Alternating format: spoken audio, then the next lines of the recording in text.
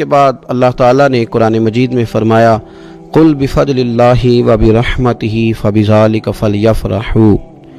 फरमाया महबूब अलैहिस्सलाम आप इनसे फरमा दीजिए कि जब अल्लाह का फजल और उसकी रहमत मिले तो चाहिए कि उस पर खुशी मनाएं। इस्लाम खुशी का, मुसर्रत का, राज़ी होने का पूरा पूरा मौका फराहम करता है।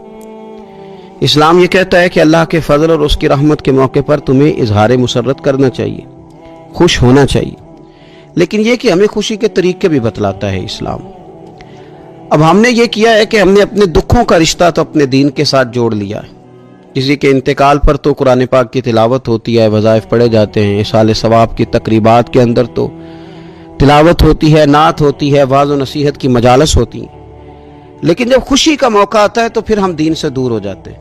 हमने दुख सारे दीन से वाबस्ता कर लिए और सुखों के मौके पर बिल्कुल हम दीन को ना सिर्फ ये कि भूल जाते हैं, बल्कि महसूस होता है कि जैसे हम सिर्फ अपनी बरादरी, कबीले और इलाके के रस्म व रिवाज के पाबंद रह गए हैं। बड़े बड़े हाजी, नमाजी, नेक, अच्छे कहलाने वाले लोग भी थोड़ी सी अदम तवज्ही का इजहार करते हैं और वो चीज़ बड़ी तकलीफ का बायस बनती है कि क्या रब रसूल से सिर्फ दुखों का रिश्ता है। माअज़ल्लाह हर कौम कोई ना कोई त्यौहार मनाती है और लोग, चूँकि मुआशरा इनफरादी सतह पर भी राज़ी रहना चाहता है और इज्तिमाई माहौल भी फराहम करना चाहता है, कौमें बड़े बड़े त्यौहार मनाती हैं, मेलों का बंदोबस्त करती हैं, दिन मनाए जाते हैं। इस्लाम के अंदर भी दिन मनाए जाते हैं और बड़ी करीब एक दिन आने वाला है जिसे ईद उल फितर कहा जाता है।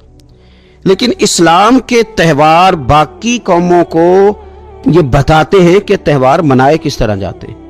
तो सबसे पहले तो ये याद रखें कि इस्लाम के अंदर जब ईद आती है तो उसका कोई मकसद है और हमने ईद को किस तरह मनाना है, ये सारा कुछ हमारा दीन हमें बताता है। पहले तो आप देखें कि ईद मुसलमान ने किस तरह मनानी है। सवेरे जब उसने उठना है तो उसने फजर की नमाज के बाद दोबारा से तैयारी करनी है, गुस्ल करना है, साफ लिबास पहनना है, खुशबू लगानी है और करना यह है कि नमाज के लिए जाना है।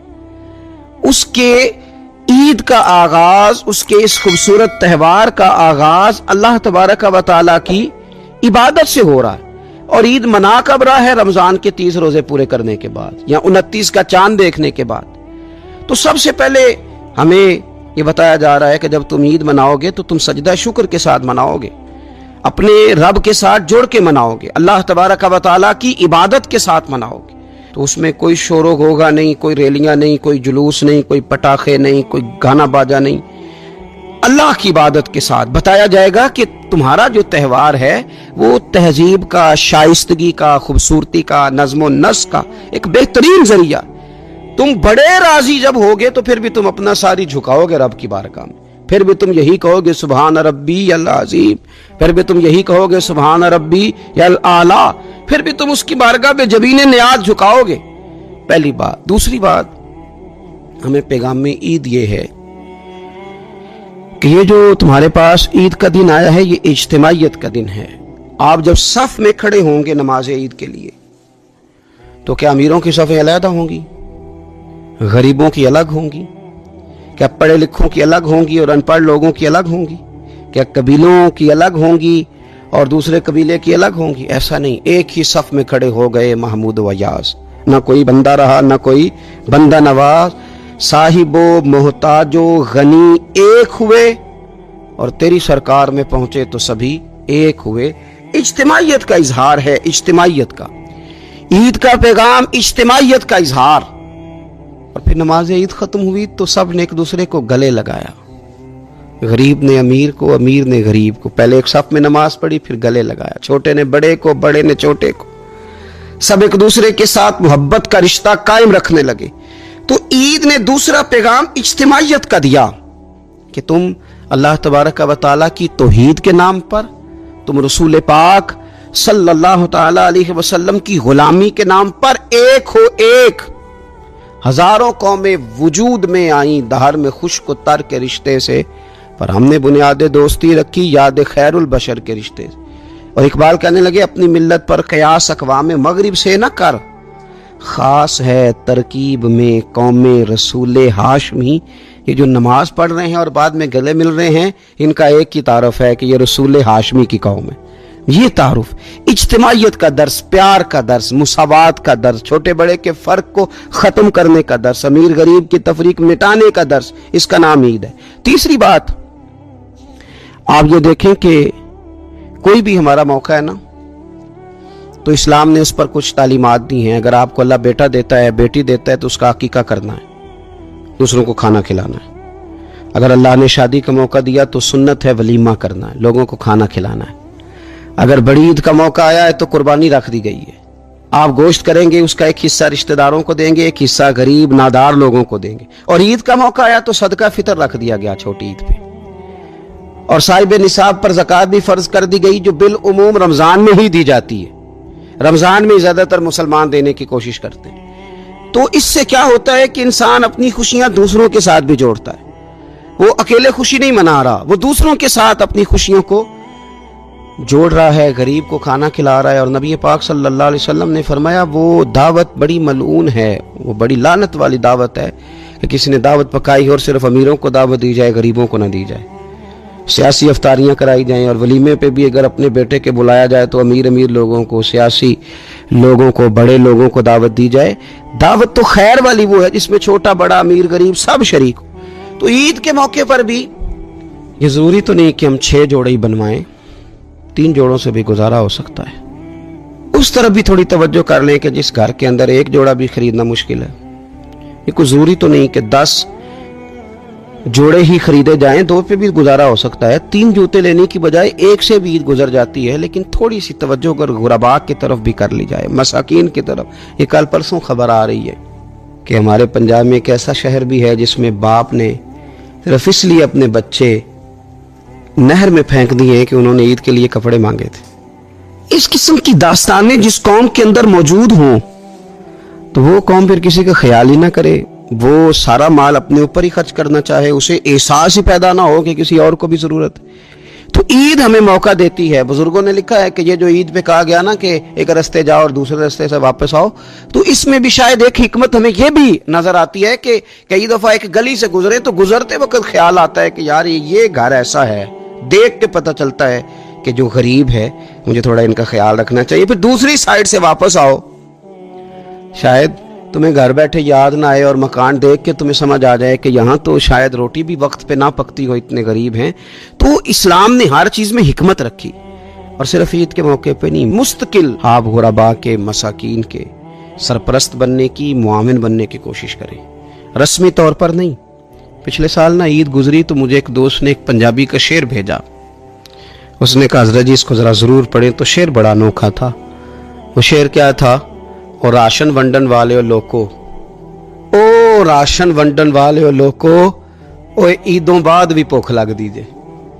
عید کے بعد بھول ہی گئے تم؟ مستقل بنیادوں پر کوشش کریں کہ آپ معاون بنیں، غرباء کے، مساکین کے، یتیموں کے، ان لوگوں کی مدد کریں۔ حضرت بشیر بن عقبہ رضی اللہ تعالیٰ عنہ فرماتے ہیں کہ میرے والد جنگ احد میں شہید ہو گئے تھے اور میں ایک کونے میں کھڑا رو رہا تھا، تو نبی پاک صلی اللہ تعالیٰ علیہ وسلم نے مجھے دلاسا بھی دیا، دست شفقت بھی رکھا۔ تو میں نے کہا حضور میرے والد چلے گئے تو کیا بنے گا؟ تو کیا انداز حضور نے اختیار کیا اور کیا انہیں عظیم نسبتوں سے نواز دیا۔ حضور فرمانے لگے اے بشیر بن عقبہ تو پسند نہیں کرتا کہ فاطمہ تیری بہن بن جائے، عائشہ تیری ماں بن جائے اور محمد تیرے والد بن جائیں صلی اللہ تعالی علیہ وسلم؟ مستقل تجھے رشتے نہ دے دیے جائیں، مستقل تجھے سہارا نہ دے دیا جائے، مستقل بنیادوں پر ہی تیرا خیال نہ رکھا جائے۔ تو عید پر، رمضان میں بالعموم اور عید کے بعد بھی کوشش فرمائیں کہ آپ مستقل بنیادوں پر غرباء اور مساکین کا خیال کریں۔ اللہ تبارک و تعالی ہمیں عید کے پیغام کو بھی سمجھنے کی توفیق عطا فرمائے۔ آخر دعوانا یعنی الحمدللہ رب العالمین۔ تو ہمارے ہاں کچھ لوگ سمجھتے ہیں کہ سخاوت صرف رمضان میں ہی کرنی ہے، اور رمضان میں ثواب زیادہ ہے، ورنہ راشن ونڈن والے اور لوگ کو عیدوں بعد بھی بھوک لگ دیجئے۔ عید کے بعد بھی اسی طرح ہی غریب کے ساتھ پیٹ ہوتا ہے، لیکن توجہ نہیں کہ مہنگائی اور سختی کے اس دور میں اپنے مسلمان بھائیوں کا، عزیزوں کا، اہل محلہ کا ہاتھ بٹائیں، پیار کریں۔ علم کا لغوی معنی جاننے کے ہوتے ہیں۔ علم حاصل کیا جاتا ہے کسی چیز کی معرفت کو حاصل کرنے کے لیے۔ جب ہم کوئی علم حاصل کرتے ہیں تو ہم یہ چاہتے ہیں کہ ہمیں اس چیز کے نفع اور نقصان کا پتہ چل جائے، اور جب ہم دینی علم حاصل کرتے ہیں تو اس کا مقصد یہ ہوتا ہے کہ ہمیں رذائل اور خسائل ان دونوں کی خبر ہو جائے، خیر کیا ہے شر کیا ہے اس میں تمیز کا ملکہ ہمیں نصیب ہو جائے، اچھائی اور برائی کھل کر ہمارے سامنے واضح ہو جائے۔ یہ مقصود ہوتا ہے علم سے۔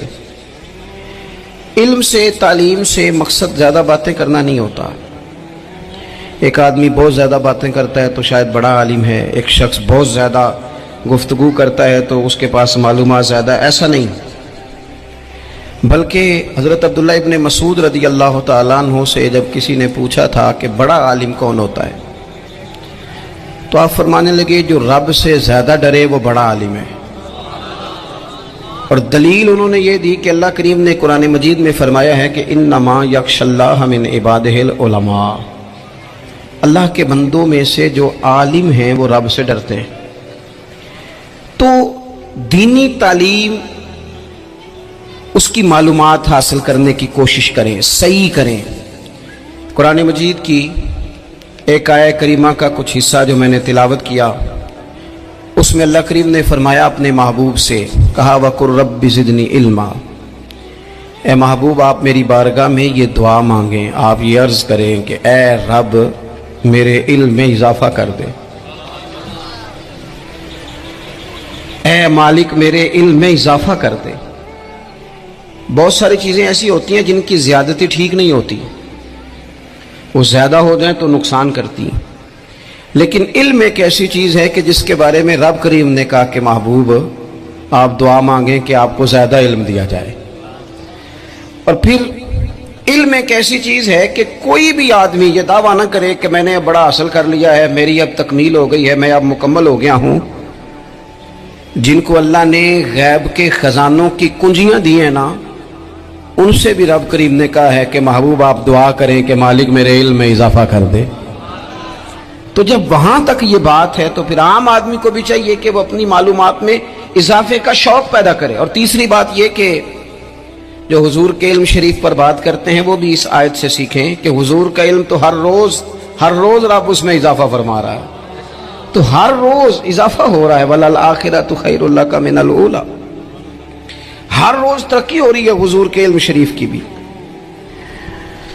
تو ہمارے ہاں زیادہ تر لوگ بات اس لیے سیکھتے ہیں کہ میں کوئی کہیں سے مسئلہ سیکھوں گا پھر جا کے اپنی مسجد کے امام کو تنگ کروں گا کہ وہاں تو میں یہ سن کے آیا ہوں تو یہاں یہ کام کیوں نہیں ہوتا، میں کوئی بات سیکھوں گا تو پھر میں اس سے بحث کا دروازہ کھولوں گا۔ علم کا مطلب ہی اپنے آپ کو سنوارنا ہے، معلومات حاصل کرنے کا مطلب یہ کہ آپ کے عمل میں پختگی آئے، آپ کے کردار میں پختگی آئے، آپ نے جو سیکھا ہے آپ اس کے مطابق اپنے آپ کو ڈھالیں۔ مسلم شریف میں موجود ہے، نبی پاک صلی اللہ علیہ وسلم نے دعا مانگی ہے، اے اللہ میں اس علم سے تیری پناہ مانگتا ہوں جو علم تو ہو پر نفع والا نہ ہو۔ جس بندے کے علم نے اسے نفع نہیں دیا، وہ کچھ سیکھ نہیں سکا اس سے، تو اس کا علم کسی کو کیا نفع دے گا؟ جب خود سے اس نے، اور صوفیہ کرام تو فرماتے ہیں کہ جو لوگ بڑی معلومات حاصل کر لیں، بڑی باتیں سیکھ لیں، پنچایت میں کسی کو بولنے نہ دیں، گھر میں کسی کو بولنے نہ دیں، بہت سارے لوگ تو علماء کو بھی مشورہ دیتے ہیں، بڑی باتیں کرے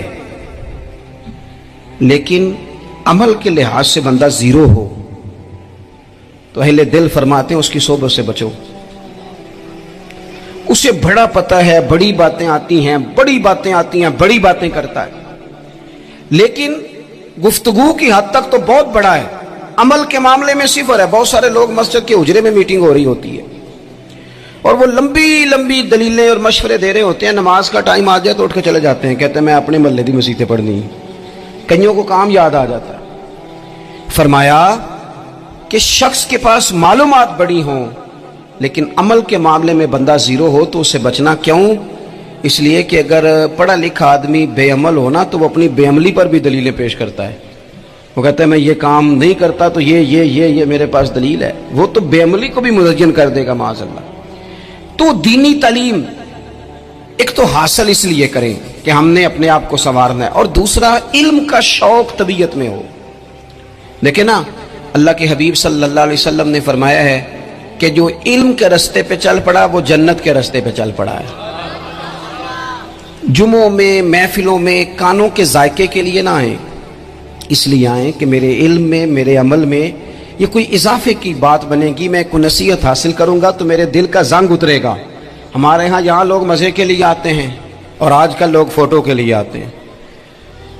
ان دو کاموں سے نکل کر خالص اصلاح کی نیت سے علم کا شوق، ہمارے ہاں تیزی سے ایک حرکت کی گئی، علماء کا وقار خراب کیا گیا اور لوگوں کو دینی علوم سے دور کیا گیا، اور اس میں بعض بیچارے واعظین اور خطباء نے بھی کردار ادا کیا جب جعلی پیر کی تعریفیں کھول کے کی، اور اسے پتہ نہیں کہاں تک یہ اسٹیج ہوتے ہیں نا، ان میں کوئی بندہ اچھا لگے بھی تو اس کے لیے دعا کرنی چاہیے، تعریفیں نہیں کرنی چاہیے۔ تعریفیں اس کا کوئی فائدہ نہیں ہے، اس بندے کو تو دعا کا فائدہ ہے، اگر آپ کو اچھا لگ رہا ہے تو اسے دعا دیں، اس سے زیادہ کچھ نہیں کریں۔ اور ہمارے ہاں جناب وہ نقیب محفل بیچارے کی شامت آ جاتی ہے اگر تعریفیں تھوڑی کرے تو کہتے ہیں انہوں تو نام ہی نہیں لینا ہوں، وہ بھائی اس کے نام لینے سے آپ کا قد اونچا ہوتا ہے۔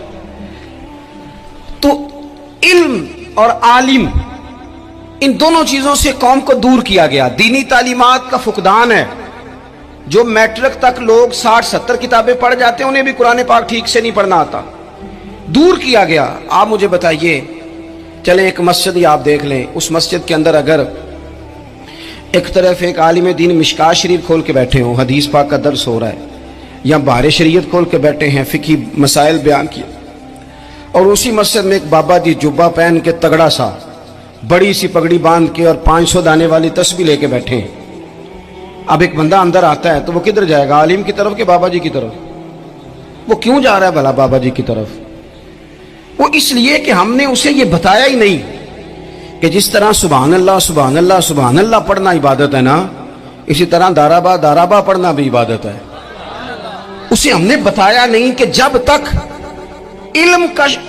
علم کے رستے میں رہنا بھی عبادت ہے، جب تک اسے یہ سمجھ نہیں نہ آئے گی کہ جس طرح وظائف کی کتاب پڑھنا عبادت ہے اسی طرح مشکات شریف پڑھنا بھی عبادت ہے، حدیث بخاری کا درس لینا بھی عبادت ہے، مسلم شریف کی احادیث پر اپنے اساتذہ سے بیٹھ کر دروس پانا بھی عبادت۔ جب تک یہ پورا مزاج دیکھیں نا، نبی پاک صلی اللہ علیہ وسلم نے فرمایا رات کی ایک گھڑی بھر دین سیکھ لینا ساری رات نفل پڑھنے سے بہتر ہے۔ اب ہمیں سمجھنا چاہیے کہ کتاب پڑھ کے بھی بندہ رب رسول تک پہنچ سکتا ہے، کتاب و سنت رستہ آسان کرتے ہیں، لیکن ہمارے ہاں کیا مزاج دیا گیا ہے، بابا جی کے پاس چلو، ضرور جائیں بابا جی اگر نیک ہیں تو منع کوئی نہیں کر رہا، لیکن جو سوچ ہمیں حضور نے دی ہے ہم نے اسی سوچ کے مطابق اپنے معاملات کو ترتیب دینا ہے نا۔ اب ایک بات میں نے آپ سے پوچھی اور آپ نے کہا قوم ساری بابا جی کی طرف جائے گی، حدیث پاک کس طرح ہے؟ اللہ کے محبوب مسجد شریف میں تشریف لائے، دونوں جانب لوگوں کے حلقے بنے ہوئے ہیں، لوگ بیٹھے ہوئے ہیں، ایک حلقے میں لوگ اللہ کی یاد کر رہے ہیں، ذکر ہو رہا ہے، ایک حلقے میں بیٹھ کے ایک عالم کتاب و سنت کا درس دے رہے ہیں، ایک صحابی اور باقی سن رہے ہیں۔ خاص توجہ کریں نوجوان میری بات پر، رسول کریم صلی اللہ علیہ وسلم دونوں کے بیچ کھڑے ہو گئے اور کریم نے فرمایا دونوں محفلیں خیر کی ہیں، دونوں ہی حلقے خیر کے ہیں، اور پھر حضور فرمانے لگے مجھے چونکہ رب نے استاد بنا کے بھیجا ہے، میں چونکہ معلم بن کے آیا ہوں، یتلو علیکم آیاتنا ویزکیکم، میں چونکہ کتاب و سنت کی تعلیم کے لیے آیا ہوں۔ یہ لفظ کہتے کہتے حضور اس جماعت میں بیٹھ گئے جو دین پڑھ اور پڑھا رہی تھی، حضور وہاں بیٹھے جہاں بات دین کی ہو رہی، جہاں لوگوں کو اللہ رسول کی بات بتائی جا رہی۔ تو جمعے میں وقت پہ آئیں، اپنی دینی معلومات مضبوط کریں اور اپنے لیے مضبوط کریں۔ میں آپ کو بڑے درد سے یہ بات عرض کرتا ہوں، اگر دن میں 100 لوگ مسئلہ پوچھتے ہیں نا شریعت کا، تو ان میں 95 لوگ وہ ہوتے ہیں جو طلاق کا مسئلہ پوچھتے ہیں۔ والد صاحب نے، بیٹی کے والد صاحب نے 2 مہینے پہلے آرڈر دیا ہوتا ہے فرنیچر کا، بیٹے کی شادی ہو تو مہینہ پہلے شیروانی والے کو بھی کہنا پڑتا ہے، گاڑیاں بک کرانی پڑتی ہیں، میرج ہال بک، یہ سارے لوازمات ہم کرتے ہیں، سارا کچھ کیا، گاڑی سے گھر بسنا ہے، میرج ہال سے بسنا ہے، فرنیچر سے بسنا ہے، ہم نے سارا کچھ ان کو بتایا، لیکن کاش 2 گھنٹے بچی کسی معلمہ کے پاس جاتی، بچہ کسی استاد کے پاس جاتا، نکاح طلاق کے مسئلے بھی سیکھتے۔ میں دعوے سے کہتا ہوں اگر ہمیں پتہ چل جائے کہ 3 طلاقیں اکٹھی نہیں دینی چاہیے، کیونکہ دے دیں تو ہو جاتی ہیں، اگر ہمیں سمجھ آ جائے کہ نہیں دینی چاہیے، یہ مسئلہ بیان ہو، اور یہ والے مسئلے ہم محفلوں میں بھی نہیں بیان کر سکتے، اس لیے کہ لوگ کہیں گے مسئلہ تو وہ بیان کریں گے، اس پہ نعرے لگیں گے، آپ قوم کو یہ کیا بتا رہے ہیں، یہ تو چھوٹا عالم بتاتا ہے معاذ اللہ اس طرح کی باتیں، تو بڑی بڑی کوئی نقطے کی بات بتائیں۔ اور جس طرح ہمارے ہاں وہ 1 گھنٹہ پہلے نہیں کہتے تگڑے ہو جو میں جملہ دینے لگا، وہ پتہ نہیں جملہ آ رہا ہے کہ ایٹم بم آ رہا ہے، تیار ہو جاؤ، جو میرا جملہ ضائع نہ کرنا، ادھر بھاگ کے چلا گیا ادھر بھاگ کے آ جاؤ، اللہ جانے وہ جس طرح کبھی لگتا ہے نا پٹاری سے، اللہ جانے کیا نکلے گا، میں جملہ دینے لگا ہوں۔ تو میں کہتا ہوں تو آرام سے بیٹھ کے بھی جملہ دے دے، تیرے جملے سے کیا نکلے گا، اور تو جملہ نہ دے ہمیں کوئی آیت دے، تو جملہ چھوڑ ہمیں کوئی حدیث پاک سنا۔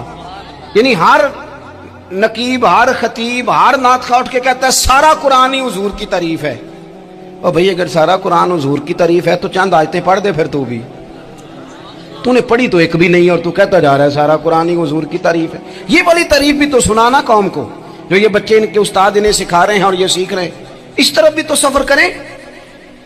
تو میرے عزیز، اگر لوگوں کو مسائل کا پتہ چلے تو سینکڑوں گھر بچ جائیں تباہ ہونے سے، بڑے بڑے گھر بچ جائیں، لیکن مسائل نہیں آتے۔ میرے پاس مسئلہ پوچھنے کے لیے کچھ لوگ آ گئے، تو 4-5 سال کا بچہ بھی تھا جس کے والد نے غصے میں اپنی بیوی کو 3 طلاقیں دی تھی، تو چھوٹا سا بچہ، کپڑے بھی پھٹے پرانے، اور حالت بتا رہی تھی کہ غریبی ہے۔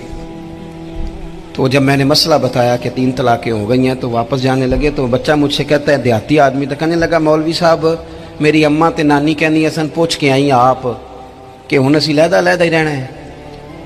تو اس بچے کی نونہال کی وہ کیفیت دیکھی تو میں رو پڑا۔ میں نے کہا یار یہ بچہ بیچارہ ماں باپ کے ہوتے ہوئے یہ یتیموں جیسی زندگی گزارے گا کیونکہ باپ نے طلاق دے دی۔ کس طرح مسائل نہیں بتائے لوگوں کو، تعلیم سے آگاہی نہیں کیا، اور اس میں بہت بڑا ظلم ہے ان لوگوں کا بھی جو جنازے پہ کھڑے ہو کے تو کہہ دیتے ہیں، میری طرح کے لوگ اچھے علماء کی بات نہیں کرتا، وہ کہہ دیتے ہیں دیکھو جن لوگوں کو جنازہ نہیں آتا، بھئی آپ نے کس دن عشاء کے بعد کلاس لگائی تھی جنازہ سکھانے کی، یہ تو آپ نے کہہ دیا لوگوں کو قرآن کی ٹھیک نہیں آتا، تو یہاں تو بیچاری بیویاں جن کو صحیح پڑھنا نہیں آتا وہ مشن بنا لیتی ہیں کہ میں نے اتنے 100 کو قرآن پاک پڑھانا ہے، بیوہ ہو گئی ہوں، طلاق یافتہ ہو گئی ہوں، ساری زندگی قرآن پڑھاؤں گی۔ ہم کیوں یہ مشن نہیں بناتے، کیوں اس طرف سفر نہیں کرتے؟ ایک تو دینی معلومات میں، دینی علوم میں اپنے آپ کو لگائیں اور ذوق پیدا کریں کہ جو چیزیں مجھے نہیں آتی میں نے وہ سیکھنی ہے، جو معاملات مجھے نہیں آتے میں نے ان کی طرف سفر کرنا ہے۔ ایک تو اپنا یہ مزاج بنائیں، اور جب آپ دینی علوم سیکھتے ہیں تو پتہ ہے کون سا منظر قائم ہوتا ہے؟ منظر وہ بنتا ہے کہ حضرت ابو ہریرہ بھی دین سیکھا کرتے تھے، حضرت عبداللہ ابن عمر بھی اصحاب صفہ میں رہا کرتے تھے، حضرت انس بن مالک بھی رہا کرتے تھے، اور ایسا منظر بنتا ہے کہ حضرت سیدہ خدیجہ الکبریٰ رضی اللہ تعالیٰ عنہ فرماتی ہیں سیدہ فاطمہ حضور کی گود میں بیٹھی ہوتی تھی اور نبی پاک سے باتیں پوچھتی تھی اور حضور انہیں بتا رہے ہوتے تھے، سیدہ عائشہ حضور سے دین کی باتیں پوچھتی۔ چوتھا حصہ ہماری فقہ کے اصول حضرت فاطمہ کی، حضرت عائشہ صدیقہ کی مرویات پر مبنی ہیں۔ اگر ہماری بچیاں چھوڑ دیں ڈائجسٹ پڑھنا، چھوڑ دیں ادھر ادھر کی مووی دیکھنا، اور وہ کتاب و سنت پر آ جائیں تو بہت سارے مسائل ایسے ہیں جو الجھنے سے پہلے ہی سلجھے ہوئے ہوں۔ دینی تعلیم کا مزاج اور ذوق۔ اور دوسری آیت کریمہ میں نے تلاوت کی، اللہ کریم نے قرآن مجید میں فرمایا یا ایھا الذین آمنوا قوا انفسکم واہلیکم نارا، اے ایمان والو خود بھی دوزخ کی آگ سے بچو اور اپنے گھر والوں کو بھی بچاؤ۔ او والد، وہ ماں جو بچوں کو بھوک سے بچانے کے لیے محنت کرتی ہے، ان کو مایوسی سے بہت سارے ماں باپ ایسے ہوتے ہیں جن کے پاس کپڑے لینے کے پیسے نہیں ہوتے عید پہ، کیوں؟ اذان شروع ہوگی جی۔ عزیز بھائی، جس طرح ہم اپنے بچوں کو دیکھیں، بہت سارے ماں باپ کے پاس گنجائش نہیں ہوتی، لیکن اس نیت سے کہ بچوں کے دل ٹوٹ جائیں گے، عید پہ کیسے گزارا کریں گے، مشکل سے بھی کپڑے خرید کے دیتے۔ اس طرح ہم اپنے بچوں کو بھوک سے، پیاس سے، مایوسی سے بچاتے ہیں۔ اس طرح ہمارے رب نے ہمارے ذمے لگایا ہے کہ تم اپنے بچوں کو کوشش کرو دوزخ کی آگ سے بچانے کی۔ حضرت عمر فاروق رضی اللہ تعالیٰ عنہ نے عرض کیا تھا یا رسول اللہ صلی اللہ تعالیٰ علیہ وسلم، اس آیہ کریمہ کا معنی کیا ہے؟ تو محبوب کریم علیہ السلام نے فرمایا عمر، جن چیزوں کا اللہ تمہیں حکم دیتا ہے तुम अपने घर वालों को उन चीजों का हुक्म दो जिन चीजों से रब रसूल तुम्हें मना करते हैं, अपने घर वालों को उनसे रोको, अपने घर के अंदर निफाज दीन करने की कोशिश करो। मेरे भाई, बहुत ज्यादा आजमाइश है हमारे घरों में, बेचैनियां हैं, इस्तराब है, बच्चों में सख्ती है, बहन भाई एक दूसरे के साथ लड़ते हैं, मिजाजों में तलखी आ गई। क्यों भला? इसलिए कि माँ बाप को जो बेहतरीन किरदार और जो हसीन तरीका घर में अपनाना चाहिए था, बच्चे तकरीर बाहर से सुनते हैं लेकिन वो फॉलो अपने माँ बाप को करते हैं। अगर माँ बाप में हौसला हो, सब्र हो, इत्मीनान हो, खुददारी हो, थोड़े पर गुजारा करने का मिजाज हो।